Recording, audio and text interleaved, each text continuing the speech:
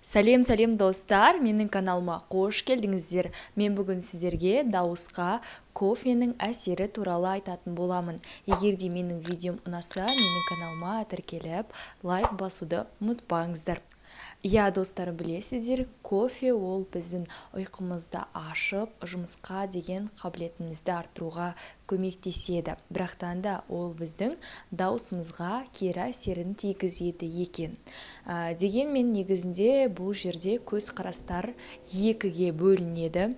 Яғни 100% адамдарды алсақ, оның 50% немесе 60% кофенің дауысқа кері әсерін байқаған, яғни олар кофені ішкеннен кейін, яғни көпшілік алдына шығып сөйлейтін болса, алдын ала кофе ішкен кезде олардың тамақтары кеуіп кетіп, және де голосовой связка дейді, яғни біздің дауыс желбезектеріміз біздің құрғап кетіп, олардың яғни эластичность, яғни біз сөйлеп жатқан кезде біздің аузымыз біздің суланып тұрады да, сөйлеп жатқан дауысымыз біздің әдемі шығады.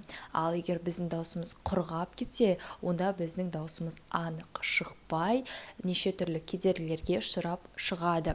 Сол себепті де кофені ішпеуге кеңес берген екен, яғни 60%-ға жататын адамдар. Ал қалған пайыздағы адамдар болса, кофенің ешқандай денсаулыққа зияны жоқ, және де дауысымызға да зияны жоқ деп есептейді. Және де осы ретте айта кетейік, достар, егер де сіз өзіңіздің яғни даусыңызда кофе ішкеннен кейін, негізінен жалпы біздің даусымызға кері әсерін тигізетін тағамдар, олар кофе, темекі шегу, шоколад, мысалға тәтті тағамдар, газды сусындар, осылардың барлығы да негізінен біздің дауысымызға әсер етеді.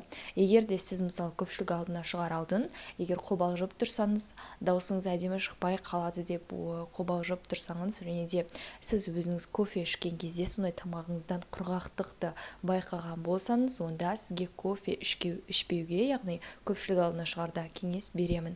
Ал егер де онда ештеңені байқамай, күніне сіз судың мөлшерін өте жақсы тұтынатын болсаңыз, және де сіз кофе ішкен кезде ешқандай да тамағыңыз құрғамай, әдемі сөйлейтін болсаңыз, онда сізге кофе ішуге болады. Және де сіз ең алдымен оны өзіңіз байқап көріңіз. Мен айтып кеткенімдей, ол кейбір адамдарда солай кофе ішкеннен кейін тамақтары құрғап жатады. Ал бірақ менде де кей жағдайларда, яғни менің ойымша негізінен біз ағзамызға қажетті судың мөлшерін толықтыратын болсақ, яғни ересек адамдар 2-3 литрға дейін күніне су ішетін болса, онда ол кофе ішсе де оның тамағы құрғамай, өте әдемі сөйлейтін болады. Яғни кофенің дауысқа ешқандай әсері болмайды. Ал егер де сіз судың мөлшерін жеткілікті түрде тұтынбаған болсаңыз, онда сіздің яғни кофе ол сіздің дауысыңызға кері әсерін беруі мүмкін. Сол себепті де осыны міндетті түрде есте сақтаңыз. Және көпшілік алдына шығарда, сахнаға шығарда, және вокалдық дәріс алар кезде, ән айтатын кезде кофе ішпеуге тырысыңыз, достар. Байқаусызда кофе ішіп қойған болсаңыз да, онда күніне сол күні 6 немесе 8 стакан жылы су ішуге кеңес беремін. Яғни ешқандай да қатты салқын су емес, немесе қатты ыстық емес, жай ғана жылы суды ішуге сіздерге кеңес беремін. Яғни жылы су сіздердің дауыстарыңызға өте жақсы әсерін тигізеді. Достар, егер де сіздерге менің видеом ұнаса, менің каналыма тіркеліп, лайк басуды ұмытпаңыздар. Және де өздеріңіз комментарийға жаза кетіңіздер, егер де сіздер кофе ішкен кезде сіздердің дауыстарыңыз қалай болады. Яғни құрғақтық байқалады ма, немесе ешқандай еш өзгеріссіз сіздің даусыңыз шығып тұрады ма? Осыны комментарийға жаза кетсеңіздер.